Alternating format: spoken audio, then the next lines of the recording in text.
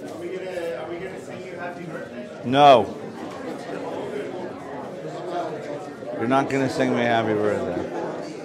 I need a chumash, that's all. Do we have kumashim? Yeah. Do I have a kippah? Did I leave it on? Oh, shoot. I'll be right back.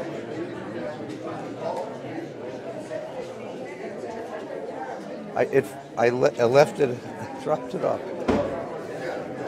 I mean, no, I'll get it. It's okay. We need some chumashim anyway, so we got it. I know.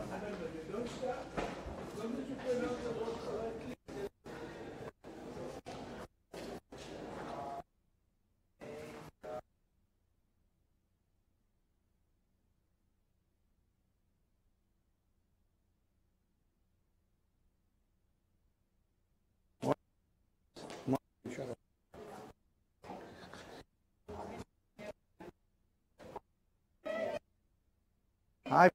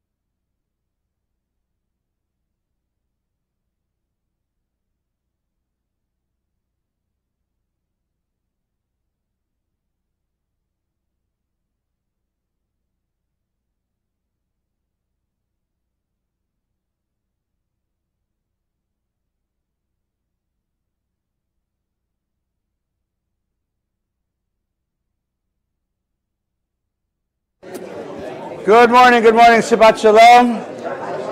Sorry for the delay. This morning we welcome you, and we welcome all of those who are watching online. And we wish everybody Shabbat Shalom and Chag Atzmaut Sameach. Following our service this morning, our learning this morning, you have, for those of you online, you go have lunch.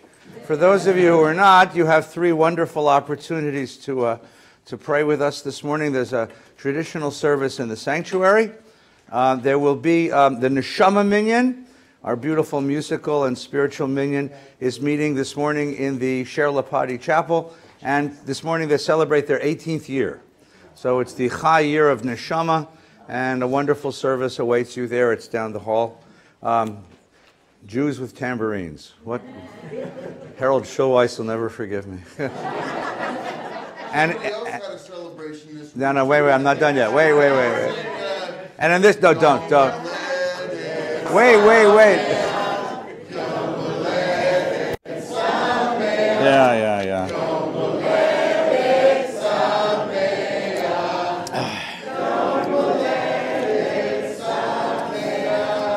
Thank you, Billy. Thank my father. He's sitting right here. It's more his fault than mine, right? Had you not left the kibbutz, I'd have been born there, so, right? And then the third, there's a meditation group. Meditation Minyan will meet in this room. Tomorrow, we're going to have a community celebration of Yom Ha'atzmaut, beginning at 11:30 in the morning in the sanctuary. It's for families, for kids, for grown-ups. There's food and crafts and music and learning, all kinds of things together, so please come back and celebrate with us. And then we're halfway through the Omer. As we get closer to Shavuot, we'll tell you about the Shavuot Tikkun. We're going to be listening to some beautiful music by our friend Sergio Berer, who created a wonderful oratorio on the life of Moshe. Okay? And that's what's going on in the shul. And then there's lunch. I don't know what it is today. Falafel, I hope. I don't know. In honor of Israel. So I hope it's been a nice week for you. It's been a wonderful week for the Jewish people. This week we celebrated the 70th anniversary of the State of Israel. And Yom Ha'atzmaut is always a very celebratory time, but a big one like this gives us an opportunity to stop and move away from the focus on conflict, on politics, on polarization, on division, and to just bathe in the miracle that is Israel's existence, which is quite remarkable. I mean, it really is so unlikely and so remarkable. So all week long we've been learning these things, talking about the remarkable moments that created the State of Israel. And in the middle of it, like, because Jews can't get away from controversy, not for 5 minutes, you had this really interesting announcement yesterday, and I'll explain the sentence after I say it, that Natalie Portman refused the Genesis Prize. All right, translation. There's a thing given out the last several years called the Genesis Prize. It was a prize created by a Russian Jewish billionaire who put aside $100 million. I wish he'd have given it to Valley Beth Shalom, but he didn't get that gift. He put aside $100 million to create an annual prize that would celebrate a Jewish person who has made significant contributions to humanity and to the Jewish people. And they set up a board and an office. They do these things, right? And each year they announce the prize. And it's a very interesting prize. For those of us who are inside the Jewish community, you sort of look at this list of awardees and you go, huh? But it's all right. It's his $100 million, not mine. So the first winner of the Genesis Prize was Michael Douglas, the actor. Ah, right? But right away you say, wait a minute. He's not Jewish. You know, his father's Jewish, Kirk Douglas, with the chin, Spartacus. He's Jewish. He'd have been a good awardee. But Michael's mother wasn't Jewish. Michael has never identified very Jewishly. Michael is married to Kathy Zeta-Jones, who's not Jewish, although there was a rumor at one point that she was converting. And a bunch of rabbis I know volunteered for mikveh duty that day. Turned out it was just a rumor. And they have a child, and that child is being raised Jewish and had a bar mitzvah at the Kotel. All right, so they awarded Michael Douglas the award. Maybe we say that he represents diverse diverse models of Jewish identity. How's that, right? And then the next year they awarded the award to Michael Bloomberg, the mayor of New York and billionaire. Well, see, now that's part of the deal. The Genesis Award came with $1 million. They upped it to $2 million. And the idea is that you don't get the money, you get to give the money away. So they give it to people that are really rich already, who don't need the money. See, if they gave it to me, well, never mind. I'd give away some of it. I mean, buy my wife something nice, like a synagogue, But the idea is that you give it to people who don't already need the money, so they give the money away. So each of them chose an area of humanitarian endeavor where the money would go, and that's part of the deal. So the next year was Michael Bloomberg, and the year after that was Yitzhak Portman. Now that's a little more reasonable because he's very, very outwardly Jewish, right? And the year after that was the artist Anish Kapoor, who I know, you know him as an artist. He's the guy that made that silver statue in Chicago, downtown Chicago. He's a very famous sculptor, artist, interesting conceptual artist. But I didn't know he's Jewish. Apparently he's Sephardic Jewish, Syrian Jewish. And this year, they gave the award to Ruth Bader Ginsburg, which makes a lot of sense, very Jewish. And then they took it away. And that's what happened. They gave it to her, and then they realized that Ruth Bader Ginsburg now hold on to your hat, has been critical of Donald Trump. And in order to get the award, you got to fly to Israel, and the Prime Minister of Israel gives you the award, and the Prime Minister is a friend of Trump's, and they thought it would be awkward to have Netanyahu give her the award. And so what they did is they decided they wouldn't take it away from her. You don't take anything away from a Supreme Court justice. Well, they decided to give her the Lifetime Achievement Award, and they took away the award, and they gave it to Natalie Portman. Natalie Portman and Ruth Bader Ginsburg. That makes a lot of sense. Okay, listen, she was terrific. V for Vendetta and the Star Wars movies and the ballet movie, right? Anyway, so Natalie Portman, who is of Israeli extraction, won the award. And this week, she was supposed to go and get it, supposed to have a ceremony in Israel, and she announced that she's not going because she objects to the things that Israel's government is doing on many levels and doesn't want to endorse Netanyahu, so she has decided that she can't go and get the award. So, like, they took it away from Ruth Bader Ginsburg because it was too political, and now you have a Natalie Portman. See, part of the problem with giving awards of large amounts of money to people who already have large amounts of money is that they can say no, So now this raises an interesting, I'm taking this with some seriousness now, and I want to take it with some seriousness because I happen to think this is important. I happen to think that, and by the way, if you've been reading the comments, I don't know if you read Jewish newspapers, they're apoplectic, right? People on one side are saying, what a naive twit. Doesn't she understand the stress that Israel's under? Israel has to defend itself. Who is she to criticize the government? And then on the other side, people are saying, you should have gone, and you should have used all the publicity to call out the government. You should have used it as an opportunity to be as political as you decide. But she wrote a thing last night, or the other day, saying it's not because I've been hypnotized by the BDS movement. That was some Israeli politician's notion. This is my conviction, and my convictions have never changed. You knew this about me before you chose me.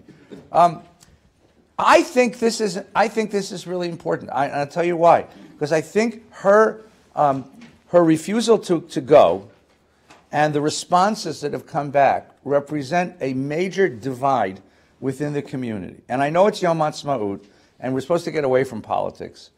But I think that what we have here is a divide that goes all the way back to the beginning of the State of Israel, and and beyond that, all the way back to a structural divide, a structural fissure in Jewish identity itself. And the reason I think this is critical, I think it's important, and this is just one guy's impression. I think that she represents young American Jews. And we have been saying, we, American Jewish leaders, this American Jewish leader, who has met many times with Israeli government officials, has been saying over and over again, you need to understand that my kids are your constituency. They don't live in Afula or Hadera or Haifa or Yerushalayim. They live here in Tarzana and Sino and Reseda, right? But if you expect the American Jewish community in the next generation, and if you expect the American community in the next generation to continue to support Israel, you have to be thinking about my kids. And it's not just a question of hasbara. Hasbara is the Israeli word for explaining. It's PR. It's not a question of hasbara. My kids are smart enough to know when they're being sold something.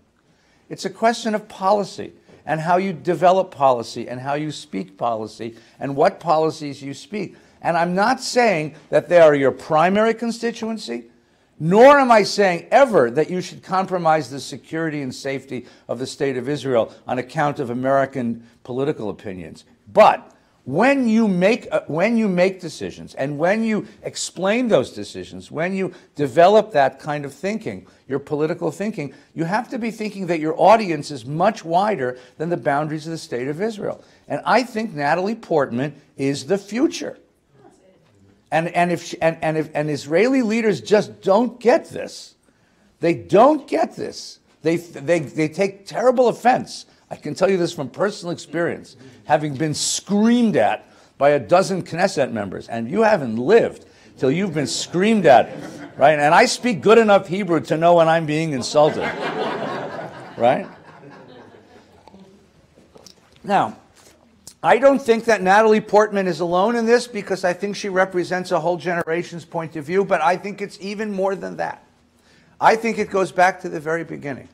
And I want to employ an intellectual tool that was taught to me by two of my great teachers. I've been very lucky to have terrific teachers. Daniel Hartman, who is the president of the Hartman Institute, and the journalist Yossi Klein Alevi. And I want to show you where this comes from, how it finds its expression, where it comes from in the Chumash, how it finds its expression in Zionist thinking, and where it finds its expression in our own experience. And we're going to do that in about 40 minutes. In the Chumash, if you have a Chumash, please open to page 121. If you don't have a Chumash, I'm going to read this stuff out anyway. Okay? It's Genesis 22 on page 121. Okay? This is the very end of the Akedah story. Abraham is told, take your son, your only one, Isaac, up to the top of the mountain and offer him there. And he does it. And then when the angel comes and says, just kidding, right? Don't touch the kid, right? And then the angel says on page 121, it's Genesis 22, beginning with verse 15. The angel of the Lord called to Abraham a second time from heaven. And he said, by myself I swear, the Lord declares. God is making an oath. Because you have done this thing and not withheld your son, your favored one, from me, I will bestow my blessing upon you and make your descendants as numerous as the stars of the heaven and the sands on the seashore. And your descendants shall seize the gates of their foes. They'll be militarily successful. All the nations of the earth shall bless themselves by your descendants, because you have obeyed my command. And Abraham returned. So who gets blessed? Because of Abraham's loyalty, because of Abraham's faithfulness to God, his obedience, Abraham gets blessed. But not just Abraham gets blessed. Who else gets blessed? His future generations. All the future generations from Abraham will get blessed. What do they have to do to earn or deserve that blessing, according to the text? Be the son of their father. Yes, just be born in that family. Do they have to do anything to earn that blessing? No. Do they have to deserve that blessing? Do they have to live up to that blessing? No. Just by virtue of being born into the mishpacha, into the family, you are blessed. Your identity as a Jew is determined by your biology. You've born into the family. You don't have to earn it by any particular moral behavior or religious behavior. You just have to be born into the family. And because I'm born into the family, I have a sense of belonging to this family and a sense of responsibility for the family, but none of that conditions the blessing. This same blessing is reiterated in Genesis 28 on page 167 to Abraham's grandson. So turn to page 167. Vayetze Yaakov mi Beersheba. Jacob goes out and he falls asleep on a rock in a place that he's later going to call Bethel. And he has this remarkable dream of a ladder going to heaven with angels coming up and down. And he wakes up in the morning and he says, whoa, God is in this place. But in the middle of that story on page 167, it's Genesis 28, God says to him, I am the Lord, God of your father Abraham and God of Isaac. The ground on which you are lying I will assign to you and your offspring. Your descendants shall be dust of the earth. You'll spread out to the west, east, north, and south. All the families of the earth shall bless themselves by you and by your descendants. Remember, I'm with you. I'll protect you wherever you go. I'll bring you back to the land. I'll not leave you until I've done what I've promised you. Who gets blessed? Jacob and his progeny, his descendants. What does Jacob have to do to earn this blessing? Just be Jacob. What does his descendants have to do to earn this blessing? Just be descendants. This is the sense of Jewishness as a sense of belonging. Jewishness belongs to me because I was born into the family. Jewishness belongs to me because I married into the family. Jewishness belongs to me because I hang out with this family. But you don't have to do nothing to get this blessing. This blessing comes to you by virtue of the fact that you are part of the family. And the sense that I am in this family, this is my family, I belong, and I have to protect and defend this family. I'm here to protect and defend this family. That's one model of Jewishness, of Jewish identity. Now, watch. Now we're going to take a jump to another book, another world of Jewish experience. Turn, please, to page 437, Exodus 19. 437. 437. This is Exodus 19. This is just before God shows up on Mount Sinai. And God is talking to Moshe. And he's making him promises about the covenant of Sinai. So we're 2 months out of Egypt.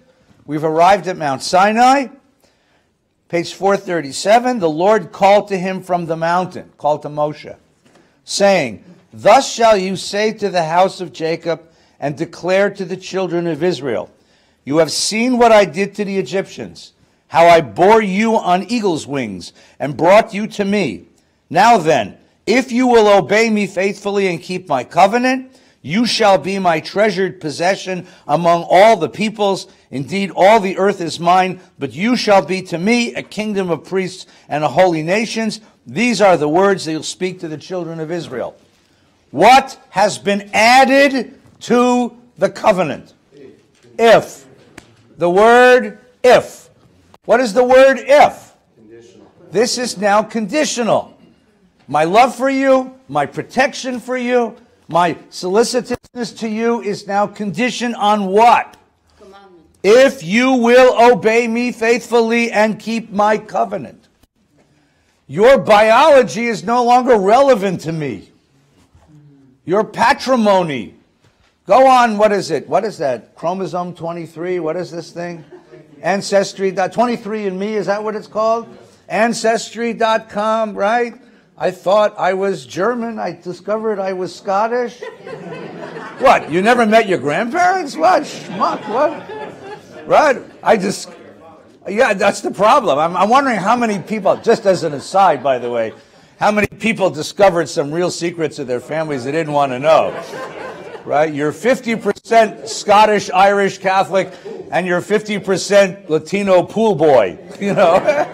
You're a 50% country club tennis champion, tennis instructor. Say, Mom, can I have a word with you? Don't show this to Dad, but forget that. I don't care where you're from. I'm not interested in what your patrimony is. This isn't chromosomal. This isn't genetic.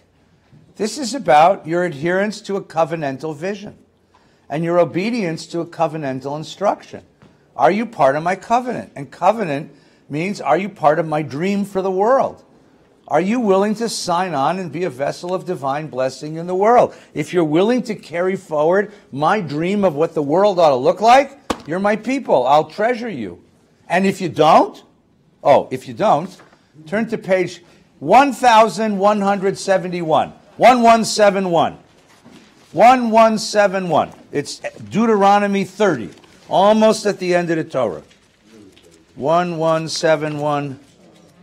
Everybody got that? Almost to the end of the Torah. Erev Rosh Hashanah. Erev Rosh Hashanah. Second paragraph, 1171. See, I set before you this day life and prosperity, death and adversity. I'm not going to change you, says God. I don't have the power, I'm not going to make you into people I'm going to show you what to do. I'm going to show you a way. You have to decide. You're free people. Where's Gelman today? He's in New York. Hi, Mark. You're free people. I can't make you into other people. I'd like to make you into other people because, frankly, you're a pain in the neck. But I can't do that. I'm not going to do that. I set before you the pathway. Life and prosperity, death and adversity. For I command you this day to love the Lord your God, to walk in his ways, to keep his commandments, his laws, and his rules, that you may thrive and increase, and the Lord may bless you in the land that you're about to enter and possess. But is the other side of if. Right? But if your heart turns away, and you give no heed, and you are lured into worship of service of other gods, if you adopt a different vision of the world, a different vision of yourself, a different moral code, if you transform your conscience in some manner which is contrary to what God has taught you, I declare to you this day that you will certainly perish. Not only will I not bless you, I'll smash you, because you will be a disappointment to me. You shall no longer endure on the land, on the soil that you are crossing the Jordan to enter and possess. I call heaven and earth to witness against you this day. I have put before you life and death, blessing and curse. Choose life. If your offspring would live, by loving the Lord your God, heeding his commandments, and holding fast of him, for thereby you shall have life and shall long endure on the soil that the Lord swore to your ancestors, Avram, Yitzchak, and Yaakov, to give to them. The oath to the ancestors is conditioned on your behavior. So we now have two very different visions of covenant, two very different visions of Jewishness, two very different visions of how this system works. Genesis, which says you're a Jew because you were born a Jew. Right? You were born that way, you're in the covenant, and it doesn't matter what you do, that's what you are. In other words, Jewishness is a matter of a sense of belonging that comes sort of automatically. It's not conditioned by your behavior. And our belonging to each other is not conditioned by behavior. It's what we are. And you have Exodus, which says your Jewishness is conditioned on your adherence to a vision of the world, a vision of your adherence to a certain morality, your sense of yourself as a vessel of divine blessing in the world, if, that conditional if. And if you obey it, if you follow on that pathway, then you're part of the covenant. And if you check out, you check out. And these two models of Jewish identity exist to this day. They exist to this day. What makes me a Jew? My belonging, my automatic belonging, the sense of legacy, or the moral vision that my ancestors have put in front of me? Now watch, before we turn to Zionism, which we will in a moment, I promise you, because it is Yom Ha'atzmaut, let's look at one way in which these two things conflict. Because one of the driving dramas of the Bible is the conflict between these two visions. In the Bible, God tries to get a Genesis group of Jews to adopt an Exodus moral vision. And they don't want to do it. Because it's hard. Because it interferes.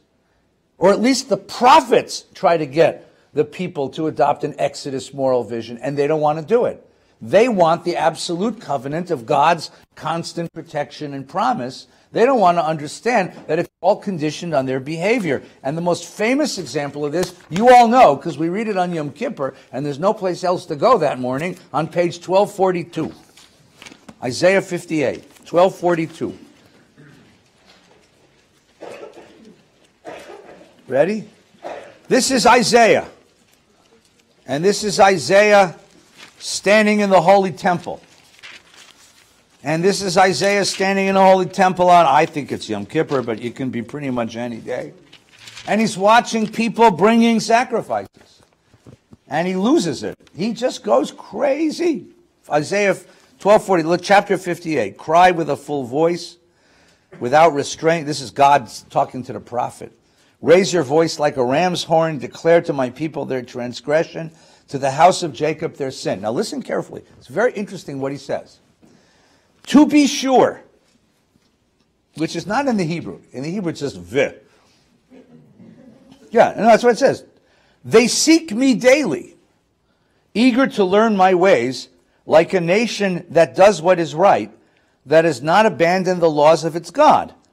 They ask me for the right way. They are eager for nearness to God. Why, when we fasted, did you not see? When we starved our bodies, did you pay no heed?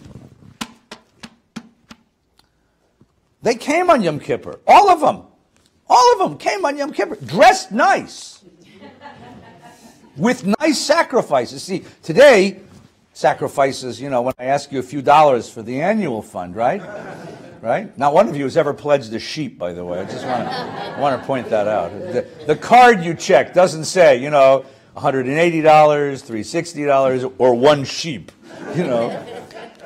Maybe it should actually.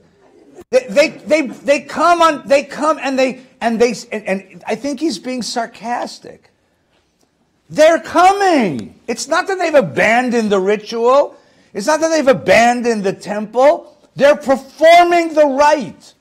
They're R-I-T-E. They're performing the ritual. They're performing the ceremony. They're doing it. They're doing it correctly. And it looks on the outside, from the outside, if you were standing there, you would see people and you'd say, oh my God, these are such religious people. Right? That's what my neighbors here on Densmore, the non-Jewish people, the three of them who live on Densmore. When Yom Kippur comes and they see all of you guys, they say, oh my God, you Jews are so frum. I mean, look at this. Look how far from the shul they'll park, how long they'll walk. Look at how anxious they are, to get to shul, I mean, from the outside, it all looks so right. It all looks so right. But God knows the inside. That's the problem, you see. So what does God say? And we get to the shul, and we whisper among ourselves, it just isn't like it used to be. When that other rabbi was here, it was so much better, When we were younger, it was so much better. It just doesn't have them, it doesn't move, the cantor doesn't say, the choir, people mitching, they're kind of, that kind of like that twittering you hear, not tweeting, but but that sort of parking lot, and I hear it, What? Well, I want you to know that it happened in the Holy Temple of Jerusalem. It's an old tradition, right? And now the prophet blows up at the people. He says, you want to know why? Because it's an empty rite, right? Because on your fast day you see to your business and oppress your laborers. Because you fast in strife and contention and strike with a wicked fist. Your fasting today is not so much as to make your voice heard on high. Is this the fast that I desire? See, if I were doing drama, I'd get Joe Pesci to play this, right? You call this a fast? You call this a fast? Robert De Niro, you praying to me? God is Robert De Niro. I think that's an interest. God thinks he's Robert De Niro, right? You talking to me? You call this a fast? A day for men to starve their bodies? Is it bowing the head like a bulrush? I mean, this image of like people davening, like a bunch of grass in the field, right? And lying about in sackcloth and ashes, you call that a fast? So what's going on? The people did it. They did what they were told to do. They did it. They did the rites carefully. They did it. They brought the sacrifices, but there was nothing inside. So they fulfilled the Genesis Jewish obligation of showing up for the covenantal rite, ritual, but they didn't fulfill the Exodus vision that the purpose of the ritual is to turn you into a vessel of divine blessing. Why? Because that means you got to change the way you live. Because listen to his next line. No, this is the fast that I desire. To unlock the fetters of wickedness and untie the cords of the yoke, to let the oppressed go free, to break off every yoke. It is to share your bread with the hungry and take the wretched pour into your home. When you see the naked, to clothe them and not ignore your kin. Then shall your light burst forth as the dawn. Then. So this is, you really want to fulfill you really want to be Jews. You've got to buy the whole package. You've got to adopt a certain way of being in the world. But I got to tell you something, says the prophet. It's expensive because you take responsibility for the broken and dispossessed. It's not about your salvation. It's about your collective salvation. Now, you understand what you have here is a confrontation. If a Jew had listened to, I'll be right with you, Pop. The Jew listening to this would say, Isaiah, what are you talking about? It's not cheap to get seats in this shul. You know what? I mean, and it's not easy to get my kids to come to synagogue, And it's not easy to get the whole family together.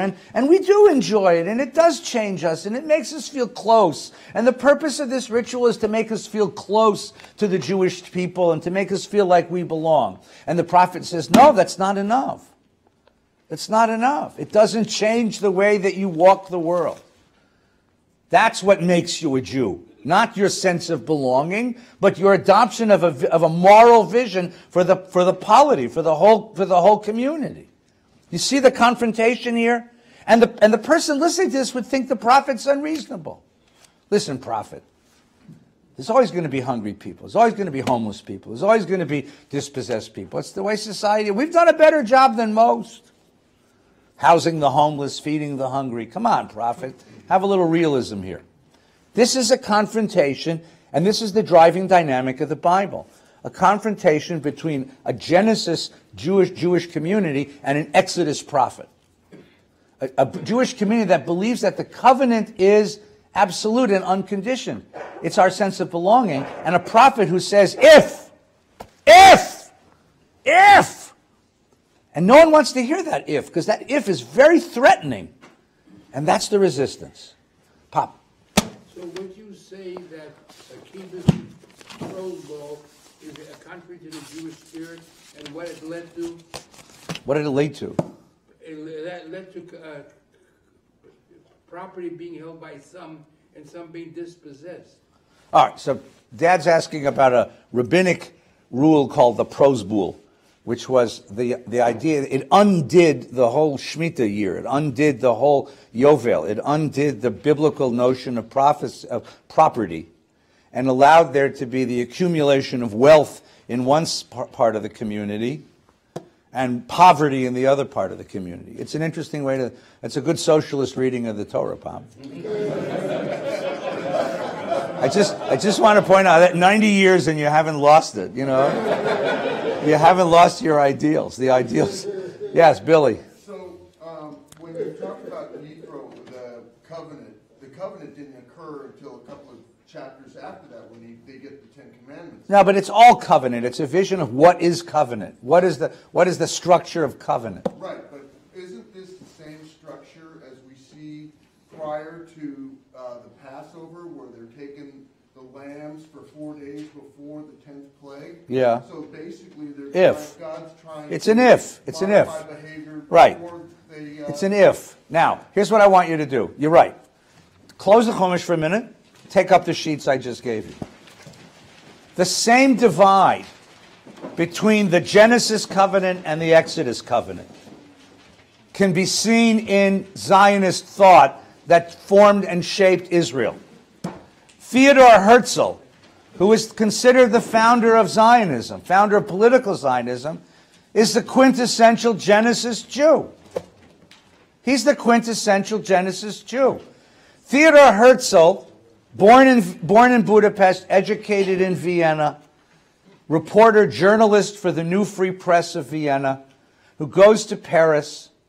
The tradition is that it was the Dreyfus that changed him into a Zionist, but in fact that's not what happened.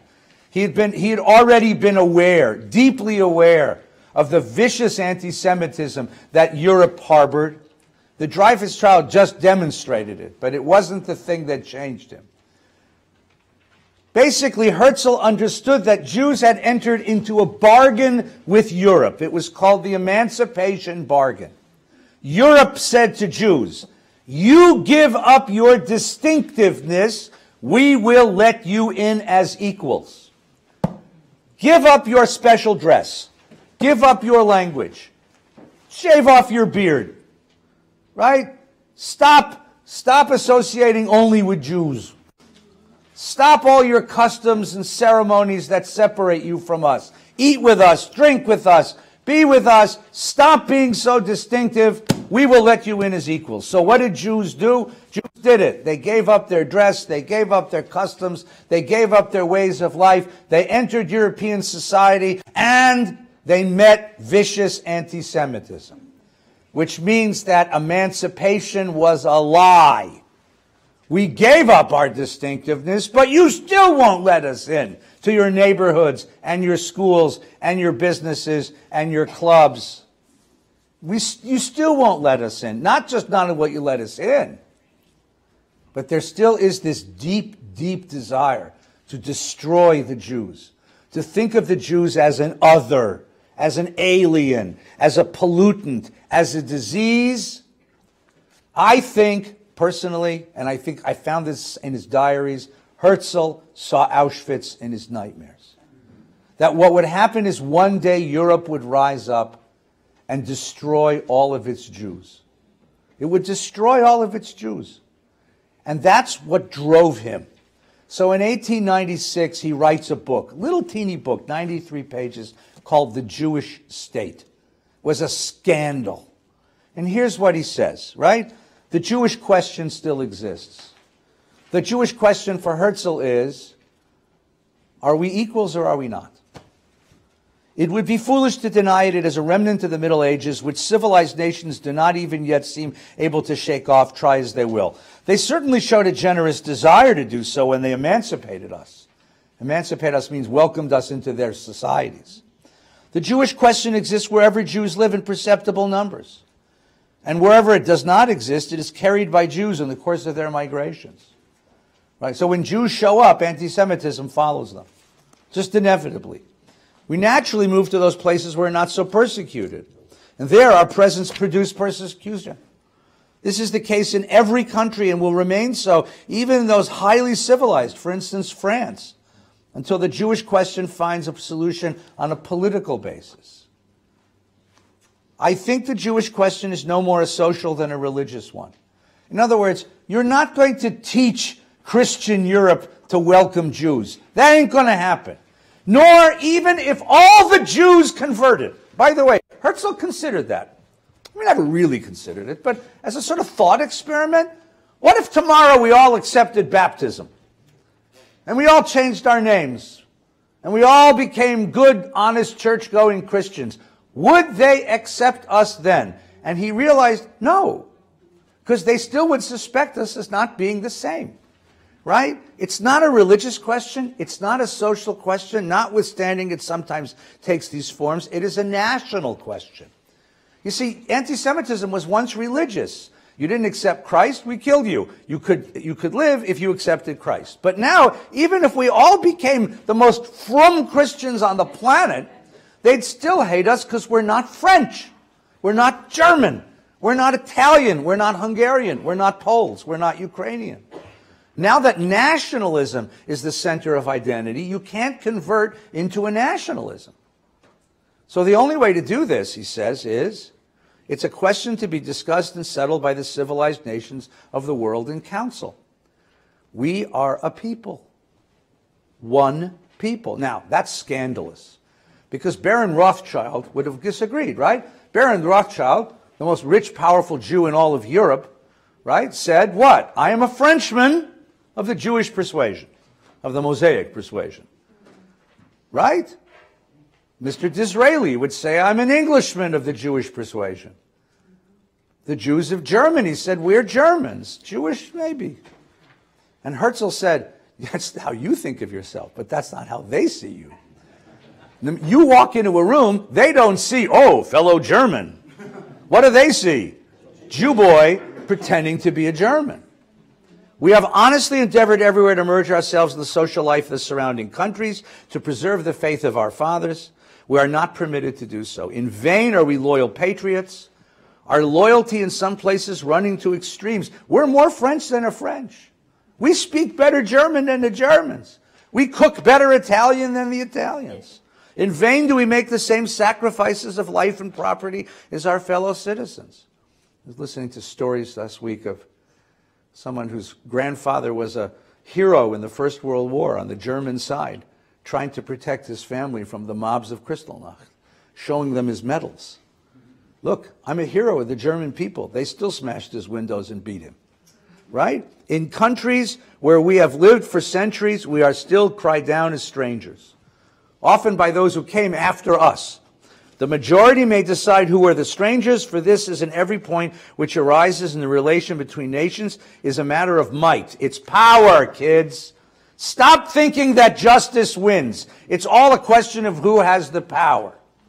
It's power. I do not surrender any portion of our prescriptive right. Yes, we have a political and moral right to live here, but that's not going to help you when the mob comes to your front door. In the world as it is now and for an indefinite period will probably remain, might precedes right. It's who has the power. It is useless for us to be loyal patriots, for old prejudice against us still lie deep in the heart of the people. Right? Can we hope for better days? Yeah, everybody says, tomorrow it'll get better. Mr. Herzl, shash still, tomorrow. Can we possess our souls in patience? It sounds a lot like, have you ever heard the I Have a Dream speech? Martin Luther King, in the middle of that speech, says, we have been told to wait. You know, we've waited 100 years. We're waiting.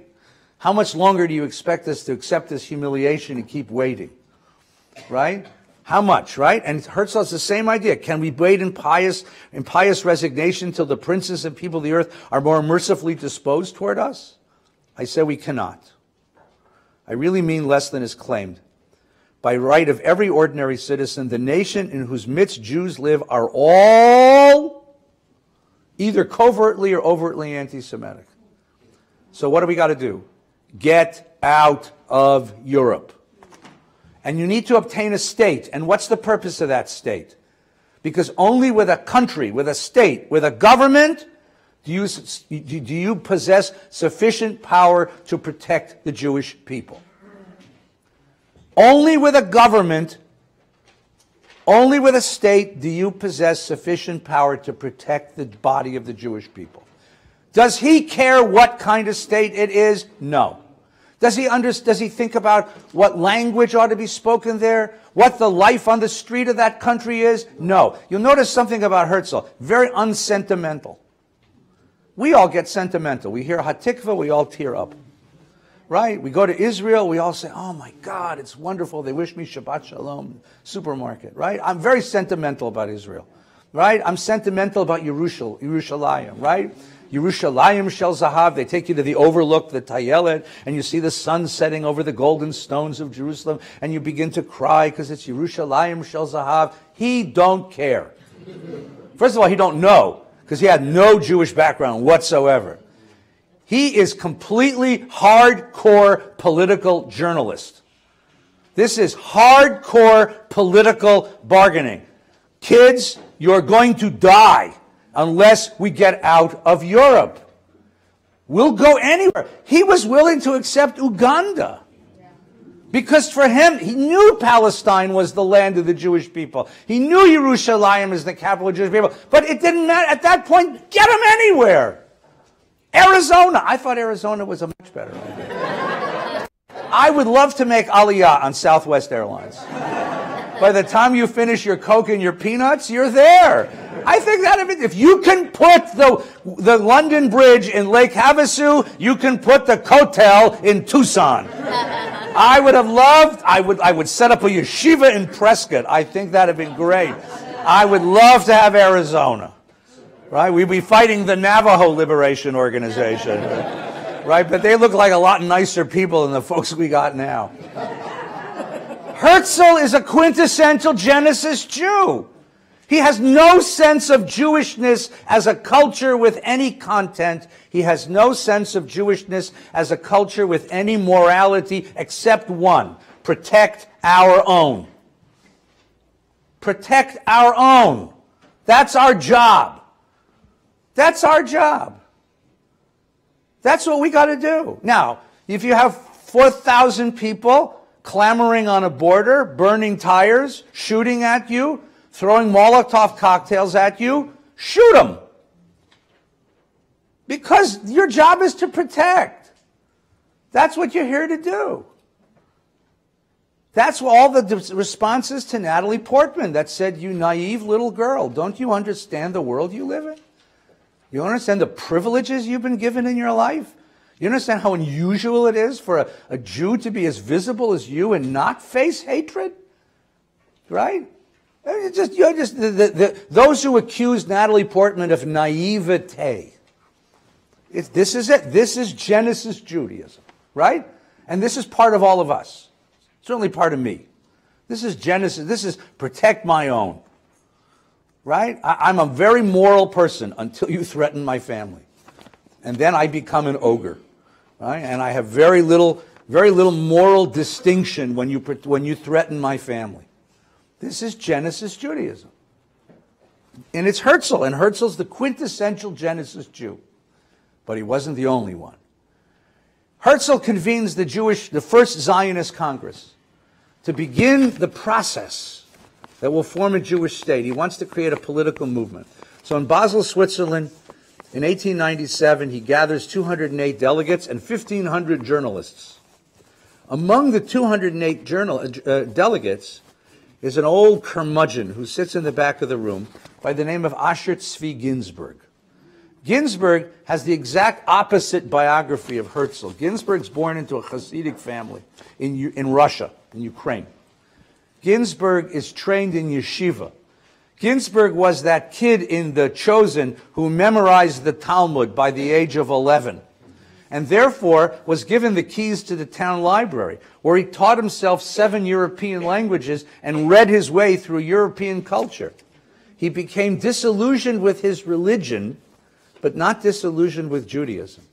And he moves from his town in Ukraine, Poland, Ukraine, to Odessa, and joins Chovevei Tzion, which was the nascent Zionist spiritual movement, and begins writing in Hebrew. One of the first people to write in Hebrew, but not religious things. And he writes under a pen name, Achad Ha'am, which means one of the people, which is ironic because he was a vicious elitist, right? One of the guys. And he writes a lot of stuff. In 1904, Achad Ha'am, Ginsburg, makes Aliyah to Israel, lives in Tel Aviv. Tel Aviv is his city because it's a Hebrew-speaking city. His student was Eliezer ben Yehuda, who was the guy that revived the Hebrew language. You understand that at the turn of the century, in 1900, there was nobody in the world who spoke Hebrew. Nobody. They read Hebrew. You could read it in the Mishnah, in the Mishnah Torah, in the Talmud, and all the commentaries, but nobody could articulate. Nobody could speak it. And there were no new words except for the words created by the rabbis. So Eliezer ben Yehuda, following Achad Ha'am, you'll see in a moment, says a new nation needs a new language. Our language. We need to speak our language. If you're going to be a nation, you got to speak your own language. So he creates Hebrew.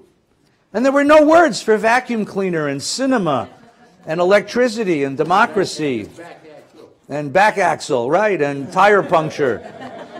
So they created words like puncture and socialism and democratia and Spielberg, you know, and things like this. It's interesting what words they created. And so, but the language, he's writing in Hebrew, and he's writing from a very different point of view. A very different point of view. So for a moment now, turn the page to the back page. We're going to go back and forth between two essays. This is the essay, The Jewish State and the Jewish Problem, that he wrote right after the Zionist Congress. The Eastern form of the spiritual problem is absolutely different from the Western. That is, we have 800,000 Jews in Western Europe and 2.5 million Jews in Eastern Europe. The suffering of Jews in Western Europe is different than the suffering of Jews in Eastern Europe, right? The suffering of Jews in Western Europe is Herzl. You've been emancipated politically. You walk around dressed like a European, talking like a European, acting like a European, but you keep bumping into anti-Semitism, right? In the West, it is the problem of Jews. In the East, it is the problem of Judaism. In the East, where they still keep to the Jewish traditions and are isolated from the outside world, it is a different problem. The first, that is the West, weighs on the individual, the second on the nation. The one, that's the West, is felt by Jews who have had a European education. The other by Jews whose education has been Jewish. The one is the product of anti-Semitism, that's the West, and is dependent on anti-Semitism for its existence. The other, that's the East, is the natural product of real life within a millennial culture and will remain unsolved and unaffected even if the troubled of the Jews all over the world attain comfortable economic positions and are on the best possible terms with their neighbors and are admitted to the fullest in social political equality. So Ahad Ha'am sits in the back of the room and he says, Herzl, you don't understand the Jews. You're well-meaning, but you don't understand the Jews. The problem you have about not being able to assimilate into Western Europe isn't my problem. My problem is very different. Even if they let us assimilate, we would still have a problem. Why? Because it is not only the Jews who have to come out of the ghetto, it's Judaism. Turn the page back to the front page. And here's what he means by that. Now he defines it in an earlier essay. We call ourselves the people of the book, right? Is that a good thing or a bad thing? Typically it's a good thing. Not for him. He's a curmudgeon. Anybody know a curmudgeon? Anybody live with a curmudgeon? Cranky, angry. The relation between a normal people and its literature is one of parallel development and mutual interaction. Literature responds to the demands of life, and life reacts to the guidance of literature. The function of literature is to plant the seeds of new ideas and new desires. The seed once planted, life does the rest. But a people of the book, unlike a normal people, is a slave to the book. It has surrendered its whole soul to the written word. The book ceases to be what it should be, a source of ever new inspiration and moral strength. On the contrary, its function in life is to weaken and finally to crush all spontaneity of action and emotion till men become wholly dependent on the written word and incapable of responding to any stimulus in nature or in human life without its permission and approval. Nor even when the sanction is found is the response simple and natural. It has to follow a prearranged artificial plan. Consequently, the people and the book stand still from age to age. Little or nothing changes because the vital impulse to change is lacking on both sides. The people stagnates because its heart and mind do not react directly and immediately to external events. The book stagnates because as a result of this absence of direct reaction, heart and mind do not rise in revolt against the written word, which has ceased to be in harmony with current needs. Stop. Don't turn it over yet. Wait. We're dying as a culture. Jewish culture is suffocating. It's suffocating because a culture grows, a culture develops in two ways. It grows when it is in dialogue and conversation with other cultures. And it grows when it needs to talk to the real problems of real people in the world. And Judaism as a culture is talking about something that no one ever discussed before. Think of Judaism not as a religion, but as a culture, as a full expression of a people's life.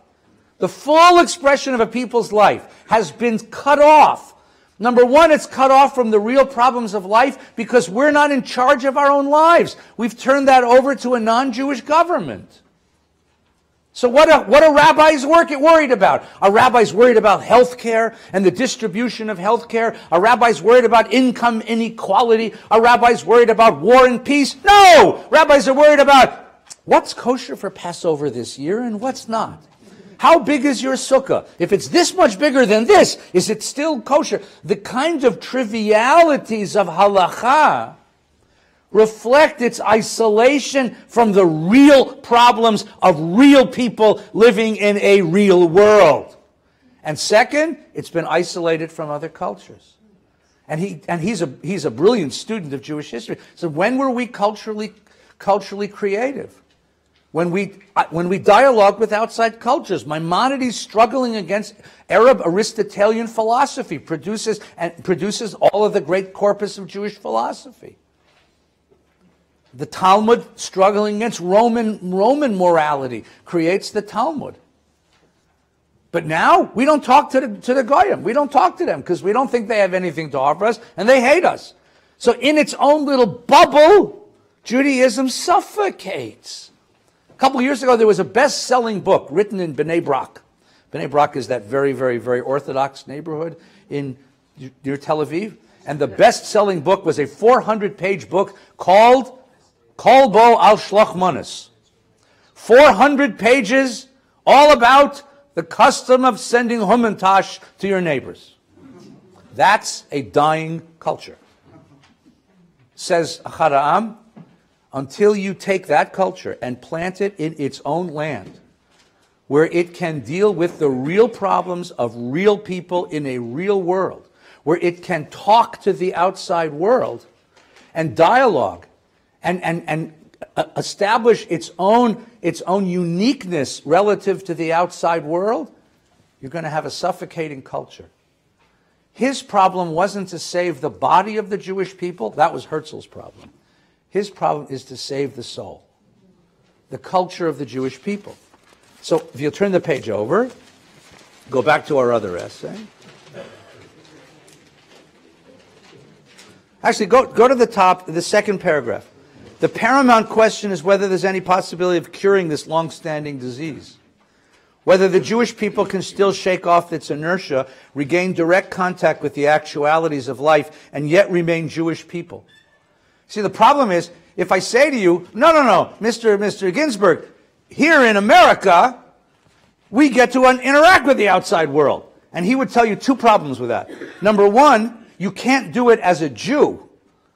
You have to do it as an American. You can't stand up in the United States Senate and say, I object to this law because it violates my Jewish ethics.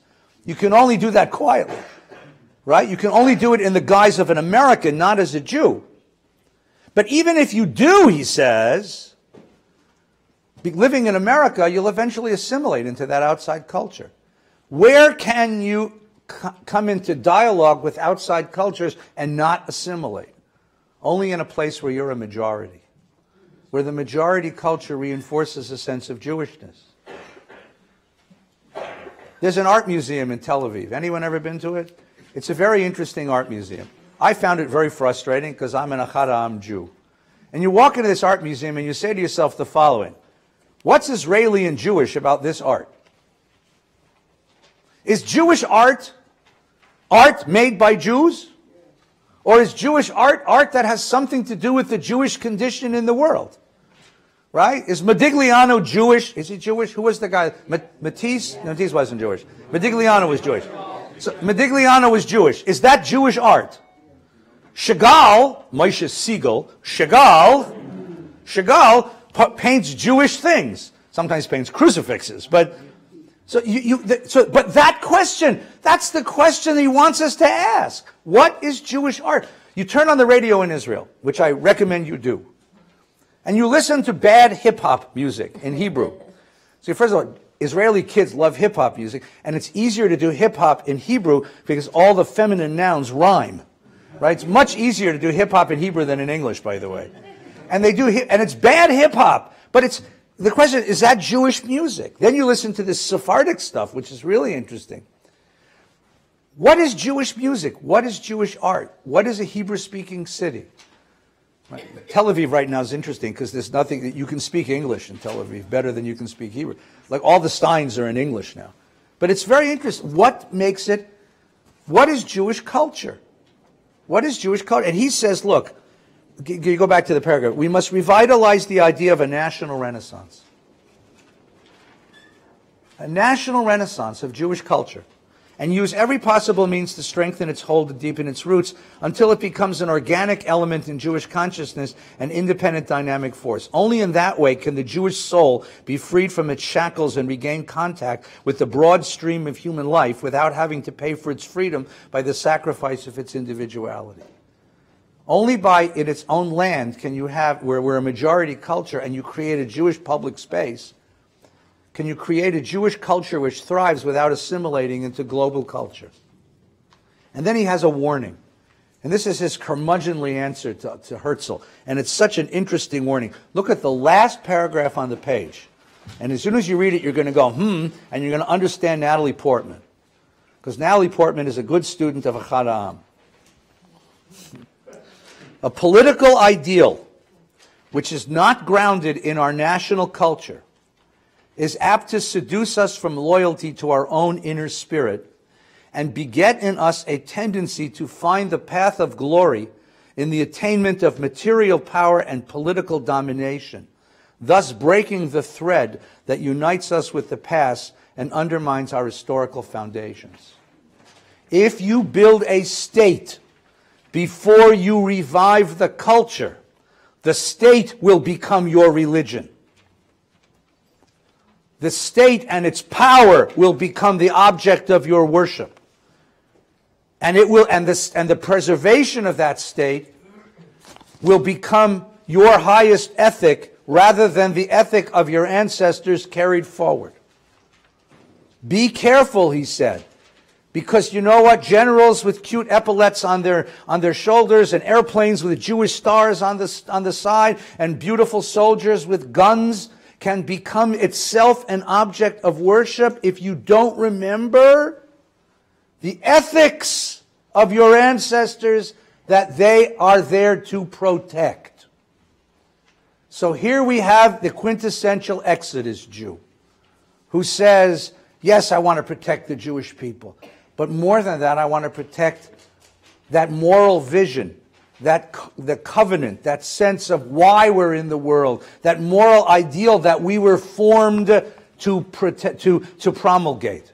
We were not formed just to be a people in the world. God already had lots of peoples in the world. We were put in the world to bring a certain vision of the way human beings could live, a divine vision of morality. And if we're going to create a country, that country has to conform to that divine vision of morality. Otherwise, it becomes just another Middle Eastern country. Another Middle Eastern country. Now, these two ideals, Genesis and Exodus, conflicted with each other in the Bible. We saw that in Isaiah. These two ideals, Echad Ha'am and Herzl, conflicted with each other in the Zionist Congress and the Zionist movement. And these two ideals conflict with each other now. They conflict with each other now. A prime minister who says, in his more candid moments, I lead a people in the world's most dangerous neighborhood. Cut me some slack. I'm doing the best I can to protect my people. That's my priority. And a young American Israeli actress who says, but you're here in order to reach for a moral vision. And when you give up that moral vision and start worshiping the power that you have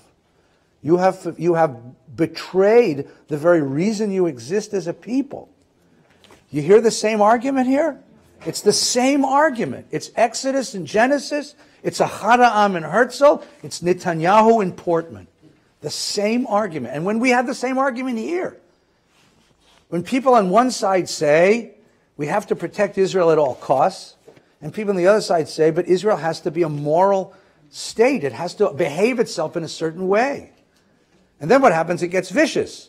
Because the people on one side say, you're an anti-Semite, a self-loathing Jew. You have no right to object. Your objections to Israel cause Israel damage because you further the BDS movement. You should shut up or you're a Nazi.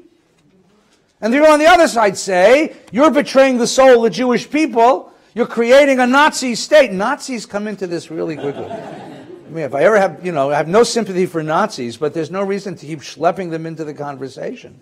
But that's the polarization in our community. And it's ultimately a polarization along this line. Genesis and Exodus, Herzl and Achad Ha'am, Portman and Netanyahu. Someone had a question. Yes, Brian. Two things. When I was at Birthright, we were sitting there with the Israeli soldiers and we were talking, and one of them stood up and said that first he's Israeli and second he's Jewish. Right. And I had no idea what it meant. But now First he's Israeli and then he's Jewish. I didn't know. Right, he has a sense of that's his nationhood. And Jewish is a culture that he's been raised in. But but the fact that there's a gap between the two is very interesting. And regarding Portman, my question is, how much can we rely on her? How much can we rely on her judgment? She's very non-Jew. She's probably not. I'm not. All right. So Brian's asking about Natalie Portman. I'm not relying on Natalie Portman's political judgment. You're not. I think that I don't. I think that she is emblematic. Yes. Of a large and growing cohort of young American Jews. Now, there are many, many, many young American Jews who simply checked out of this conversation. So them I'm not talking about. But I'm interested in the large cohort of young American Jews who have a deep sense of their Jewishness. But their Jewishness is Exodus Jewishness. That is, it's based in a moral vision. Their sense of belonging to the Jewish people is, I belong to this moral vision of the Jewish people, and that moral vision is more important to me than the family tie of Jewishness, and therefore I'm critical of Israel whenever it violates that moral vision. And these are people very critical of Israel, and sometimes they express that criticism in demonstration. Sometimes they express it in political action, and more often than not, they express it in sort of withdrawal and indifference. Natalie Portman, gesundheit hate, should live and be well. I love her movies; she's terrific, But I'm more interested in her as emblematic of a young American Jewish cohort, and we have to figure out, how do you speak to these people? And aren't those? And so my question is, isn't that less stable Judaism? Oh yes, of course. It's much less stable. First of all, it's young people, and young people are. Much more likely to. And so if their parents will say to them, maybe as your parents have said to you, young man, you haven't seen what we've seen. Yeah. Your morality is sweet and beautiful, but you don't know anti-Semitism. You've never seen anti-Semitism. You've never tasted it. You've never seen hatred. You've never seen... And if you had, you wouldn't be quite as critical and or at least as loud as you are. That's true. Hang on. That's true. But that's not an answer. We have to find a way to talk to each other. First, at least silly. Wait 1 second, okay? Yeah, David. I think the other interesting story that broke this week is that Barnard College... Real loud, yeah. So Barnard College passed BDS this week, right? So that's the juxtaposition here. We have a traditional Jewish campus passing such an anti-Israel... Yes, so the comment is that Barnard College, which is across the street from Columbia, passed a BDS resolution. It was passed decisively, by the way. Yeah. And it's a very Jewish college. A lot of Jews go to that college. I mean, it used to be something like 50 or 60%. Right? Well, but that's the point. Exodus Jews, right, who are saying, an Israel which doesn't comport with my sense of Jewish values. I mean, Natalie Portman actually articulated, she says, I refuse to go based on my Jewish values. Right? Based on their Jewish values, the kids at Barnard said, I don't want to support Israel's occupation. I don't want to support Israel's subjugation of Palestinians. Now, from a Herzl point of view, or a Genesis point of view, He said, but you're threatening the existence of Israel. Right? The question is, can we really talk to each other? Yes, please, Vaksha. Do the Exodus Jews... It's warm in here now, isn't it? Or is that just the politics? It's getting warm. The Exodus אני אדליק את זה, רגע. כן, בבקשה. Do they expect Israel to be holier than the Pope? No. They expect Israel to reflect their Jewish values. They expect Israel to be humane. Okay, well, all right, so הנה הוויכוח העיקרי. Here is the central argument, right? Can you be practical? Can you be practical and not naive about the dangers you face, and at the same time be moral in how you carry out your defense of the state? Look, you know this. In the tzava, in Israel's army, there is something called tahara neshek. There is a set of policies, of ethics, of rules of engagement. When do you shoot and when do you not shoot? And they're very serious about this stuff. I mean, they're very serious about formulating it. They're very serious about teaching it to soldiers. They're very serious about enforcing it. For two reasons. One is because it reflects on us as a nation. That's good Ahad Ha'am Judaism. And two, I think, is even more interesting, because it's a citizen army. It's not a professional army. It's a citizen army, which means the kid who stands at a checkpoint, right, patting down Palestinian people coming in and out of Israel today is going to be a university student tomorrow. It's going to be a doctor tomorrow, a lawyer tomorrow. It's going to walk the streets of Tel Aviv tomorrow. And the question is, how do I put that young person into harm's way to protect the state on Monday and make sure that he's not a brute on Tuesday? How do I keep from brutalizing my own children? Right? So there are now organizations in Israel where soldiers who have finished their service are coming and saying, I was asked to do things which I felt were morally indefensible. And their commanders are going to say, yes, but that's the price of protecting your people. And so this question of what is morally defensible and what is practically defensible, and if you have to make a mistake, which side would you rather make the mistake? Which side would you rather make the mistake? Netanyahu would look at you in the eye and say, if I have to make a mistake, I'd rather be morally compromised, but make sure that my family sleeps at night, than the other way around. I'm not going to take a chance. I'm not going to take a chance on your morality to compromise my children's safety. And that's the question. I bet you Natalie would follow Netanyahu if her family was in danger. Who knows? Who knows? But I'm not, see, again, I don't know Miss Portman. I've seen her work. She's an exquisite actress. That's not my interest. She's emblematic of a whole generation of young Jews. And that's what concerns me. And how we speak to them, how we engage with them, how we welcome them into the conversation. Right? If you happen to live with one of these people, or 3 or 4, here's the answer. Don't yell at them. Ask them. Let's engage in the conversation. Ahad Ha'am was very, very brutally critical of Herzl. But he engaged in the conversation. And I think that's the mistake that the community has made. Instead of throwing a bomb at Natalie Portman, we should have asked her to engage in a conversation about Israel. I mean, I would get Gal Gadot and put the two of them on a stage somewhere.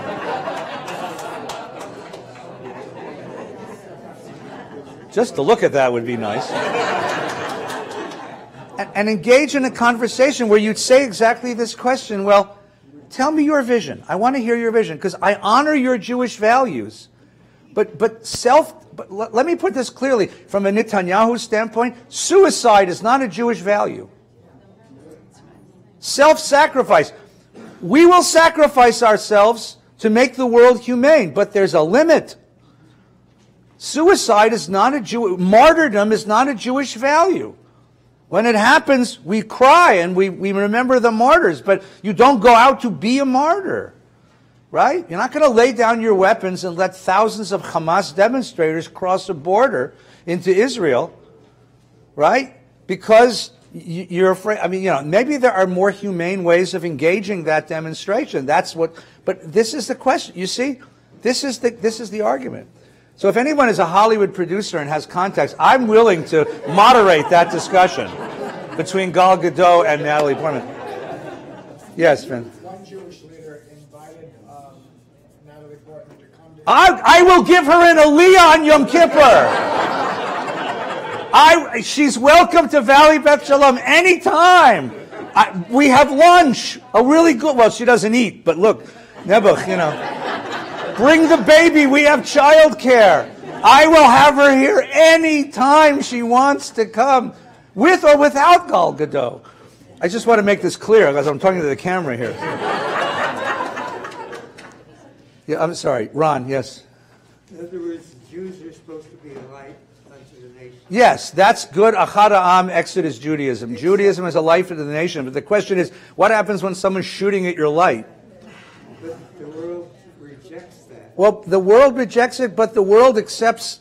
But even if the world rejects it, Ron, in a certain way, we don't care. That's who we are. That's who we have to be for our children. Right? That's who we have to be for our children, right? I want an Israel that reflects the values I've taught my kid. That's when I criticize Israel, and I do it quietly and in private, right? I do it because when it violates my own values of the way that I think that Jews ought to behave toward each other.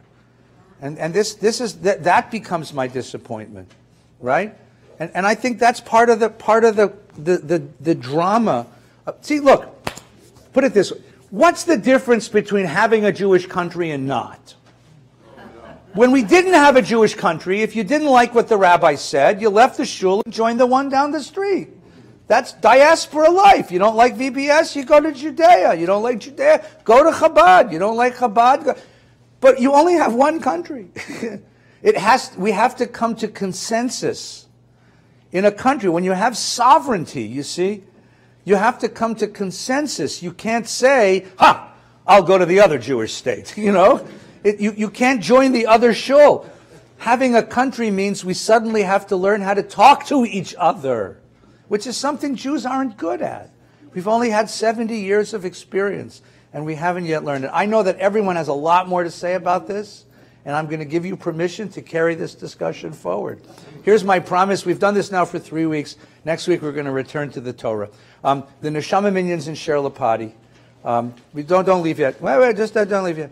And the main service is the sanctuary. Meditation is in here. One more thing. Ready? Shh. It's 70 years of Israel. So let's go back where we started. Step back a moment and just gather in that fact, because that is the most remarkable miracle that a generation of Jews has experienced in 1,890 years. And we got to experience it. If you've never been, I won't say shame on you, I'll say come with us and go and see. And walk the streets and speak the Hebrew and feel the spirit of the land. If you have been, then we have to go again. And going and being there and being part of its life and learning its language and sharing its music and engaging in its politics is part of the great miracle of having a Jewish state. Liot am chovshi be'artzenu is a great gift. Let's all give thanks for that gift. Have a good Shabbos.